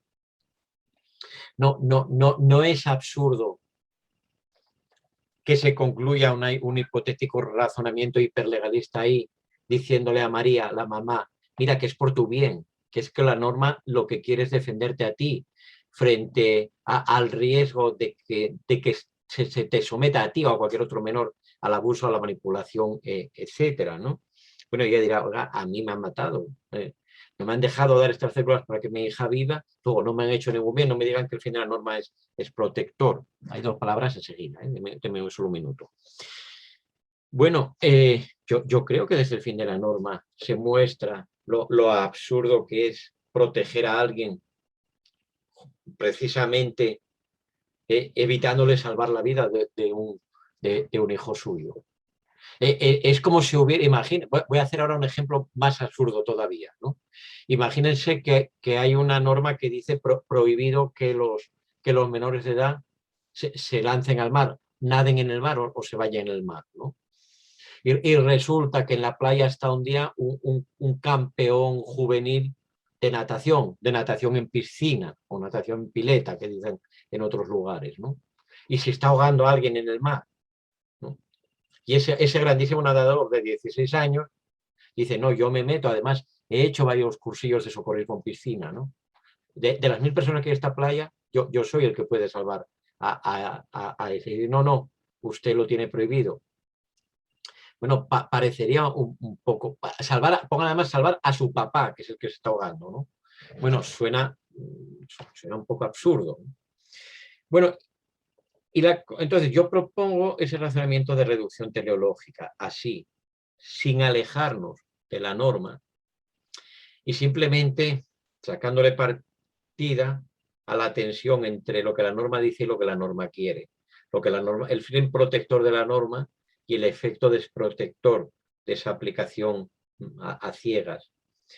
Pero dirán, bueno, ¿y cuál es la diferencia con la ponderación? Esta es la cuestión de detalle que creo que hay que justificar bien.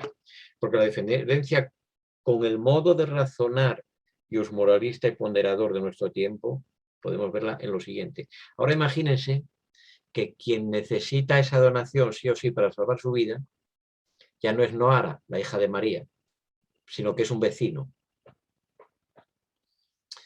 Y María dice, no, yo sí estoy dispuesto a donar para salvar la vida de ese vecino. Bueno, listo, ¿autorizamos o no? Ahora imagínense que ni siquiera es un conocido de María, es Maradona el que necesita, estamos en Argentina y es Maradona el que necesita esa donación, y María dice, no, sí, yo le doy un riñón, y pónganle que es un riñón lo que necesita, lo que tiene que donar, y solo María es donante compatible. Vamos a salvarle la vida a Maradona. ¿Se dona o no se dona? ¿No? Pero después ya no es Maradona, es el ministro de Justicia. Oiga, una persona súper valiosa e importante, posiblemente el futuro presidente del gobierno. O hemos vuelto a España y es Felipe VI, es Leonor, la heredera de la corona en España. Y María, 17 años, dice, sí, yo dono mi riñón para que no muera. En cualquiera de estos casos, si ponderamos, sale siempre que dona. Porque ¿cómo me va usted a explicar a mí que es más importante un riñón de María cuando en realidad puede seguir viviendo con el otro, aunque sea menor de edad, o la vida del rey, o la vida de la infanta, o la vida del ministro de Justicia, y no digamos si es la vida de Maradona? Entonces, bueno, le pueden quitar los dos si hace falta, ¿no? Si ponderamos. Conclusión. Mientras nos mantengamos atados a la norma y sin justificar más excepciones que las que se hagan desde el objetivo mismo de la propia norma, justificaremos muy pocas de tales excepciones, muy pocas derrotas de la norma, y en realidad no estaremos derrotando la norma.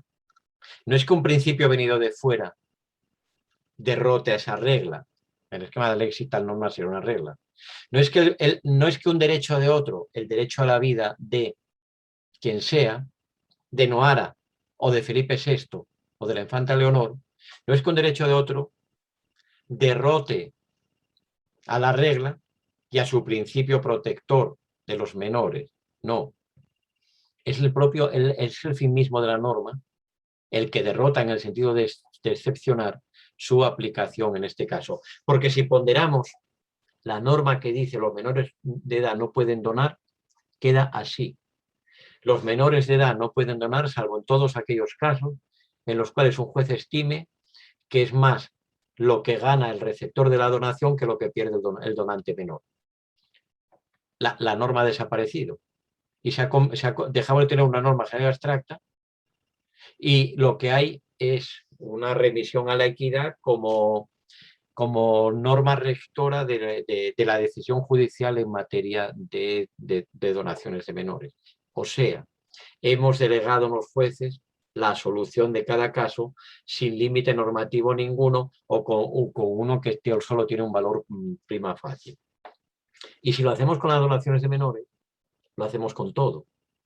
Y eso es lo que en mi interpretación pretenden los moralistas, que se haga con todo para que la práctica judicial sea una práctica de aplicación de la virtud aristotélica de la equidad, y donde no haya límite férreo a nada que se le puede hacer al menor en cualquier tema o usted en cualquier otro.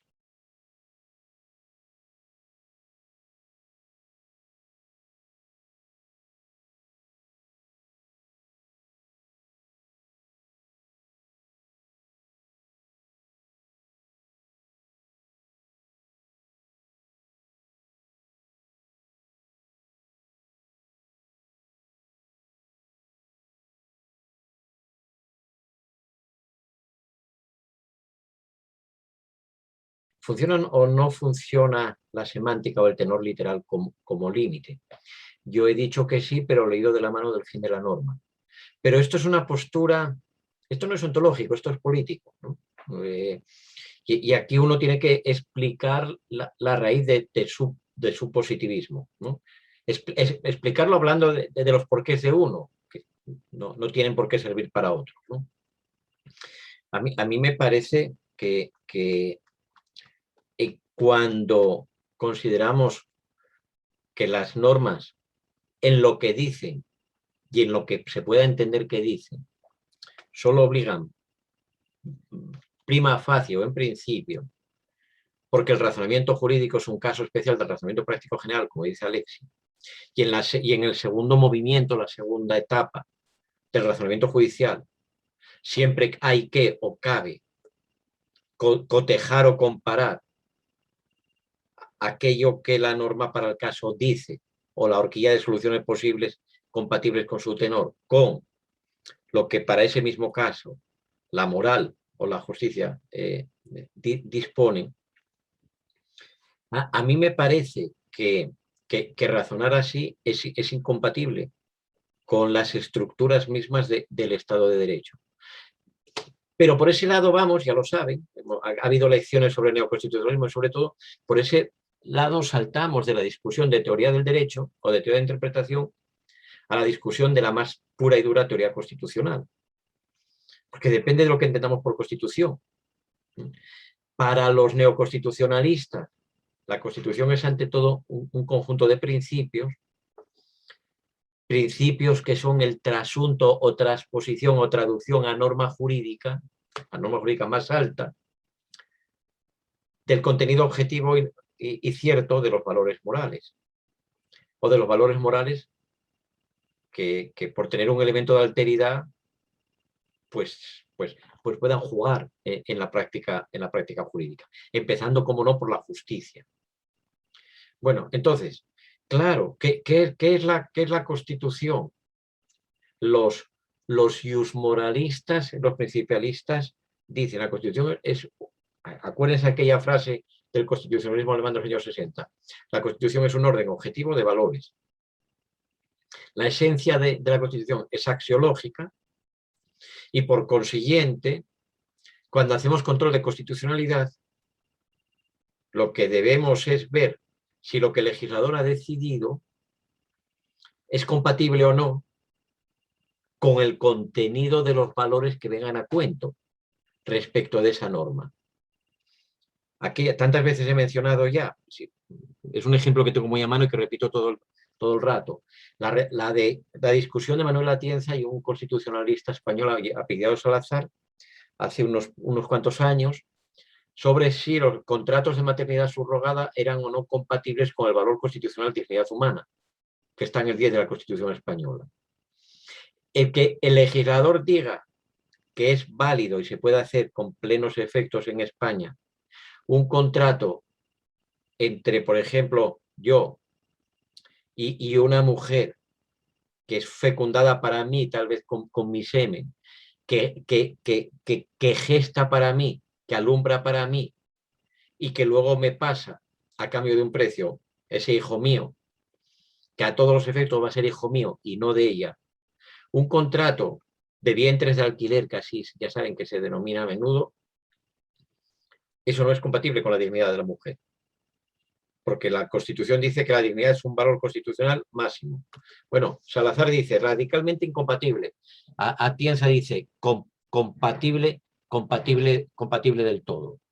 Pero los dos estarían de acuerdo, y eso es lo curioso, con que el control de constitucionalidad de esa norma hipotética que el legislador español pudiera hacer, habría que hacerlo poniendo dicha norma legal en relación con el valor constitucional de dignidad humana. Y que, por tanto, ahí ya no se trata propiamente de interpretar qué significa, qué significados posibles puede tener la palabra dignidad. Por eso, para el neoconstitucionalismo, la interpretación constitucional tiene poca relevancia. Pero no solo la interpretación constitucional, la interpretación legal en general tiene poca relevancia. ¿Por qué? Porque en últimas, la operación intelectual que va a ser determinante no es la de averiguación de cuál es el mejor significado posible de estas palabras en este caso, sino que esa operación intelectual de mayor importancia es la de ver qué prescribe el valor / principio constitucional expreso o implícito, qué prescribe la moral verdadera, la moral objetivamente correcta, objetivismo moral, como solución justa y como solución moral para este caso. Luego, el razonamiento interpretativo no importa tanto como el razonamiento moral. Y la justificación, que como justificación de una decisión constitucional se presente, la argumentación que se haga ya no va a ser una argumentación que busca ante todo argumentos de buena técnica interpretativa, que es el teleológico, que es el sistemático, que es el subjetivo, que es el objetivo, sino que va a ser una argumentación moral. La argumentación que haría no el viejo jurista, no el viejo juez, no el viejo abogado, sino la argumentación que haría el mejor profesor de ética, el mejor profesor de filosofía moral en este caso. Bueno, ¿esto es malo o es bueno? Pues yo no lo sé. Yo no sé qué efectos tendrá, pero a mí me desagrada y les estaba justificando mi postura, que es lo único que puedo hacer en este caso. Mi postura positivista que entiende la Constitución de otra manera. Que entiende la Constitución entonces cómo y por qué. Que entiende que la Constitución es un conjunto de enunciados que tienen muy diversas interpretaciones posibles y que la concreción de los significados constitucionales, por ejemplo, la Constitución española dice, artículo 15, todos tienen derecho a la vida. ¿Y por qué hay un problema muy gravísimo ahí? Porque no sabemos si el todo se refiere solo a los nacidos, a los que están siendo gestados a partir de cierto nivel de desarrollo de ese ser o de ese feto, o al concebido desde el momento mismo de la concepción, o sea, el puro embrión. No sabemos a qué se refiere el todos, ¿no? Entonces, ¿quiénes lo interpretan? ¿Quiénes interpretan cuál es la referencia del todos? Pues lo interpreta el legislador cuando legisla en materia de aborto y lo interpreta quien haga, que en el caso español es solo el Tribunal Constitucional, el control abstracto de constitucionalidad. Digo, el Tribunal Constitucional. Los dos interpretan eso. Y es muy importante determinar el juego entre esos dos poderes constitucionales para ver cuáles son los límites de cada uno a la hora de interpretar. Entonces, el constitucionalismo positivista tiende a dar preferencia a la interpretación legislativa siempre que sea interpretación de la norma y no opción por una norma legal que no hay, cuya compatibilidad con la norma constitucional no haya como salvar por vía interpretativa, ni siquiera haciendo una sentencia interpretativa, ¿no? Pero claro, todo esto, ¿y esto por qué es así? Porque para el constitucionalismo positivista, la Constitución es lo que la Constitución dice. Es un conjunto de enunciados que, claro, que no tienen todos los sentidos posibles, sino que se perfilan y se concretan un poco en su contexto, en su momento histórico, en sus circunstancias precisas, etc. Pero esa posible concreción conceptual nunca es suficiente como para que podamos tener claro sí o sí qué significa, en el caso concreto de los vientres de alquiler, qué significa dignidad. Entonces, el constitucionalismo positivista dice, ante la duda, que prevalezca la decisión del legislativo. ¿Por qué? Porque el legislativo tiene la legitimidad de la que carece ese poder contramayoritario, que tiene su función legítima, pero que es contramayoritaria, que es el Tribunal Constitucional. Entonces, el Tribunal Constitucional cumple su función contramayoritaria cuando la mayoría se excedió, no respetó la Constitución, es decir, no respetó lo que la Constitución dice. Y esto, ese constitucionalismo positivista, lo ve así, y ahora voy a algo que tiene mucha importancia para estar de acuerdo o no, pero hay que verlo así. Lo ve así porque el constitucionalismo positivista mira la Constitución por entero. No considera que la Constitución es un orden objetivo de valores, ni considera que los principios constitucionales tengan la importancia que tengan.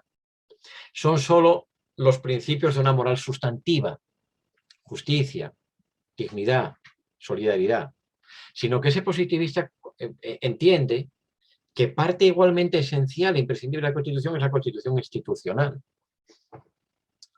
Y que hay principios de naturaleza no moral sustantiva que tienen un enorme valor como rectores de la Constitución y que tenemos que integrar en el conjunto. ¿Cuáles principios? Oiga, el principio de separación de poderes, por ejemplo, o el principio democrático, o el principio de soberanía popular, o mire por dónde, o el principio de vinculación del juez a la ley, o más aún, o el principio de legalidad penal, ¿no? Entonces, principios sí, pero leámoslos todos. Claro, entonces, el positivista dice, a ver cómo integramos todo esto. Y además, en una sociedad en la cual, precisamente por imperativo constitucional, caben ideales morales completamente diversos. Porque dentro de la Constitución española tiene que caber sí o sí el partidario de una política muy liberal en lo económico y el partidario de una política socialista. El católico, el protestante, el budista, el musulmán y el ateo. El partidario de la castidad y el celibato y el partidario de las orgías entre personas, eso sí, cuya libertad de decidirse se respete. Entonces, aquí cabe, en constituciones que tienen esa raíz liberal en el mejor sentido, caben todas las cosmovisiones, todas las religiones, todas las morales, todas las ideas de lo bueno y de lo justo. Entonces, eso quiere decir que si cabemos todos, si cabemos en igualdad, porque ese es otro principio constitucional con una dimensión formal fortísima, el principio de igualdad de los ciudadanos ante la ley, en la aplicación de la ley y dentro de la Constitución misma, ¿no? Si cabemos todos es porque la Constitución, por definición, no es moralmente confesional, porque no hay una moral constitucional, sino que todas las morales dentro de la Constitución caben. Eso sí, dentro de unos límites, dentro de los límites que son laxos y que además en lo que son límites suelen estar determinados en la Constitución con bastante precisión. No cabe la pena de muerte en la Constitución española. No es que eso es dudoso, no cabe la pena de muerte, ni nada que dudar, ni nada que ponderar, no cabe. No cabe la tortura. Bueno, es que por tortura no, lo que claramente sea tortura no cabe. Y si ponderamos, tampoco, etcétera, ¿no? Bueno, así que, para concluir, que me estoy extendiendo mucho, son dos modelos de constitución, constitucionalismo positivista y constitucionalismo principialista, que entienden por constitución cosas distintas y que juegan con ellas de manera diferente. El constitucionalismo principialista es moralmente confesional. ¿En qué sentido al menos? En el sentido de que considera perfectamente válido, constitucional, legítimo y debido que frente a las preferencias que en materia de justicia haya sentado el legislador legítimo por ser democrático, se imponga la visión que de la justicia tenga el Tribunal Constitucional o tengan los jueces. ¿Por qué? Porque la idea es que aun en lo que no se contradiga lo que la Constitución dice, la ley puede ser errada por contravenir la verdad moral objetiva. Y el Tribunal Constitucional, los jueces son guardianes de la verdad moral objetiva, porque la verdadera Constitución es la Constitución moral. Bueno, los positivistas dicen, no hay verdad moral en un Estado como pueda ser actualmente España, México, Perú, Colombia o Chile. No hay. No hay porque si hay verdad moral hay discriminación. Si yo no estoy en la verdad moral, si yo soy de los que están moralmente equivocados, entonces paso a ser un ciudadano de segunda, porque de nada nos sirve a mí y a los ciudadanos que como yo piensen y que compartan mi moral, de nada nos sirve por vía democrática y pacífica y respetuosa hacernos con la mayoría del poder legislativo, porque en nombre de la moral verdadera nos van a anular una y otra vez nuestras decisiones. Luego queda nuestra... luego somos ciudadanos inferiores, somos ciudadanos de segunda. Somos lo mismo que eran los ateos o los protestantes en aquel estado que era confesionalmente católico. Perdemos siempre. Bueno, y entonces se nos está discriminando. Bueno, pero estoy mezclando las cosas porque trato de describir los modelos a la vez que inevitablemente pues tomo partido por el mío. Muy rápido. ¿Qué argumentos? Usted decía, ¿qué argumentos interpretativos y en qué orden van? Bueno, ahora ya vamos a poner que estamos dando argumentos interpretativos. Bueno, esos son dos problemas, es un problema que se puede abordar de dos maneras, el teórico y el práctico. El problema teórico es el gran asunto de cuál es la jerarquía entre los argumentos interpretativos. No hay acuerdo sobre eso. No hay acuerdo sobre eso. No lo hay. No existe jerarquía. Lo único es que el positivismo propone la jerarquía del argumento, la jerarquía suprema en cuanto a delimitador del espacio de las interpretaciones posibles, la suprema jerarquía del argumento llamado literal o gramatical o semántico, pero aún así matizado por su combinación con el teleológico, como veíamos antes. Si hemos de poder hacer argumentos de reducción teleológica, ¿no? Bueno, pero esos son los positivistas, porque creo que alguna lección se cuenta la teoría de la interpretación del léxico, que Alexis hace una jerarquía entre argumentos institucionales, argumentos interpretativos institucionales y sustantivos. Y entre los institucionales el primero y superior es el semántico, sí, pero luego dice, los institucionales con el semántico a la cabeza prevalecen prima facie, porque en caso de contraste muy fuerte con los sustantivos vencen en la ponderación. ¿Y los sustantivos cuáles son? Los sustantivos son los argumentos morales, son los argumentos de justicia, son argumentos deontológicos o consecuencialistas en el sentido del utilitarismo, no del argumento consecuencialista dentro del tenor literal. Entonces, bueno, ese es un problema teórico que no tiene una resolución unívoca, sino todas las soluciones dependen de que se sea más positivista o más iusmoralista. Ahora bien, y luego está el cómo lo puede ver el abogado, que bueno, yo tengo todos estos argumentos interpretativos que voy a usar en este caso. ¿Qué orden les meto? Es decir, ¿cómo los manejo en mi discurso? Ese es el viejo problema de la retórica, eso es muy bonito, ¿no? Hay tres alternativas. La respuesta que dan todos los tratados de oratoria de los griegos para acá es la siguiente. Tiene que decidir usted, pero tenga claras cuáles son las alternativas. Primero, y el esquema es, primero, jerarquice usted sus propios argumentos, pero jerarquícelos no porque piense que el teleológico en general es más importante que el sistemático o algo así, no. Piense cuáles son más fuertes, cuáles van a tener más impacto sobre ese tribunal, sobre ese juez o sobre ese jurado. Esto como la vida ordinaria. Yo tengo tres argumentos para convencer a mi mujer de que hoy cenemos con vino. ¿Cómo los ordeno en mi discurso? Y hay tres posibilidades, y ahí está el buen orador sabiendo cuál conviene.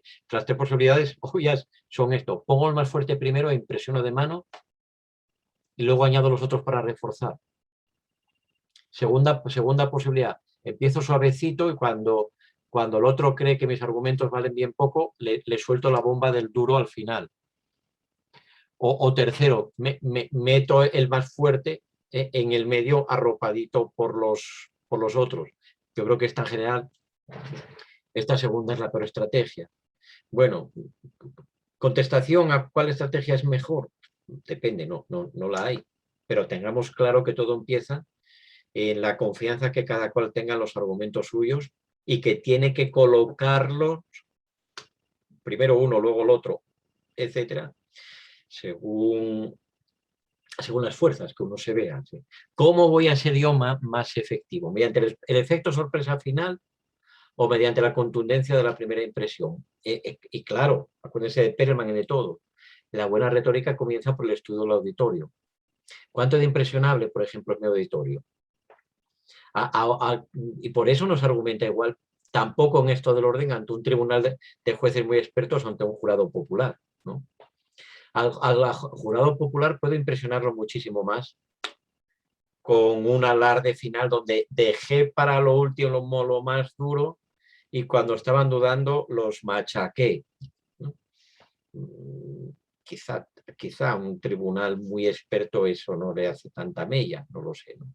Pero es bonito es bonita esa dimensión práctica de cómo construir el orden de nuestros argumentos.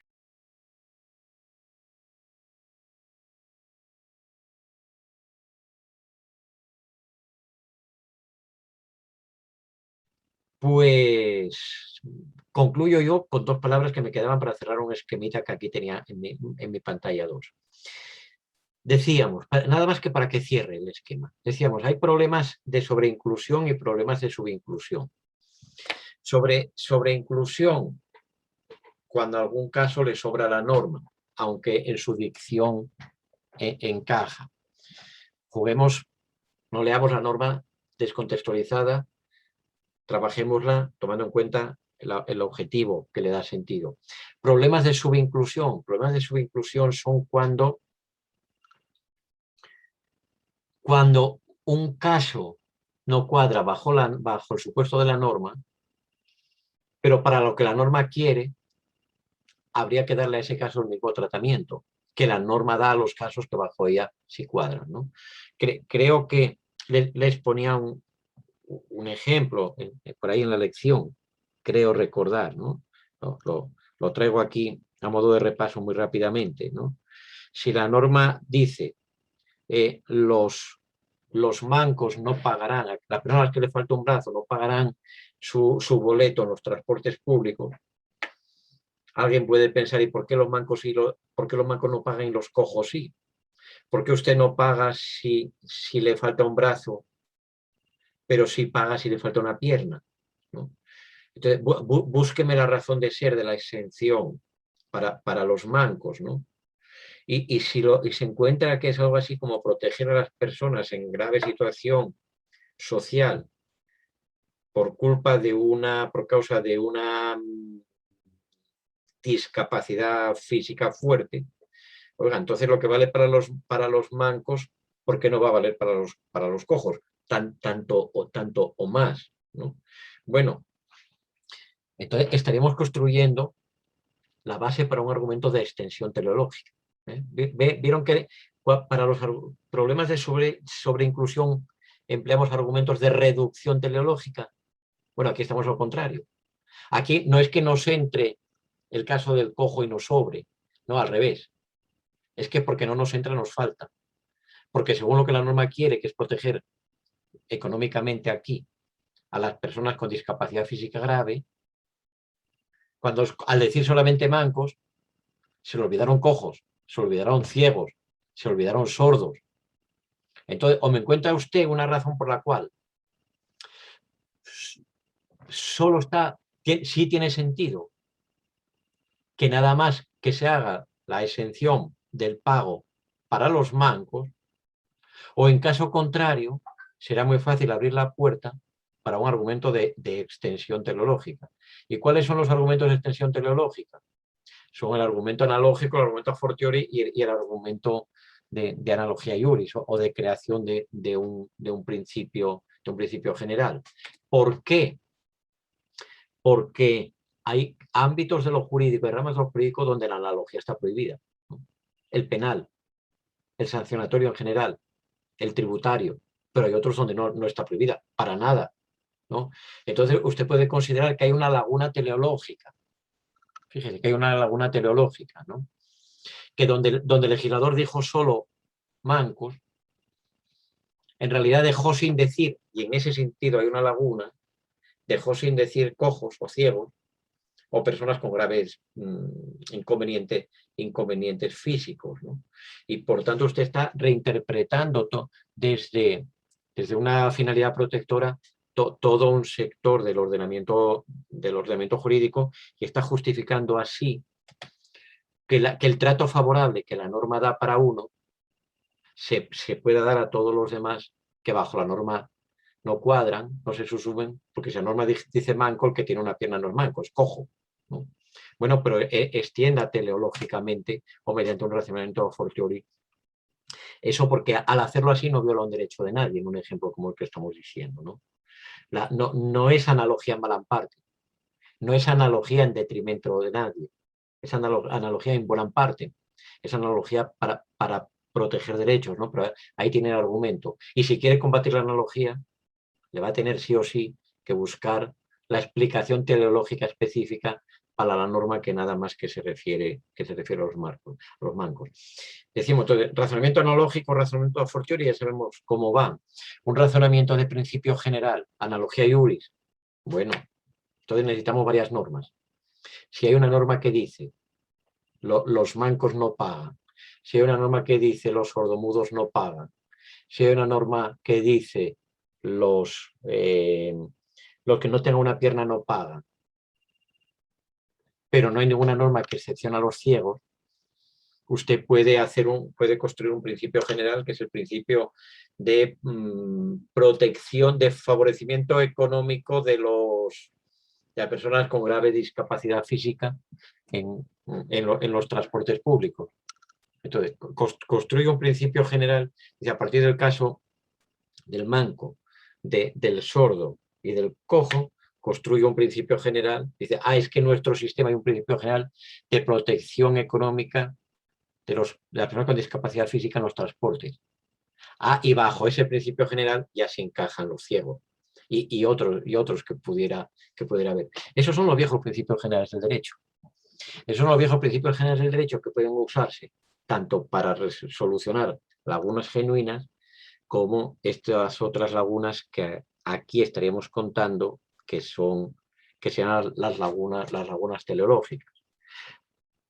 Casos que el legislador expresamente no mencionó, pero que debía haber expresamente incluido por cuanto que así lo exige el fin protector de la norma en el caso concreto.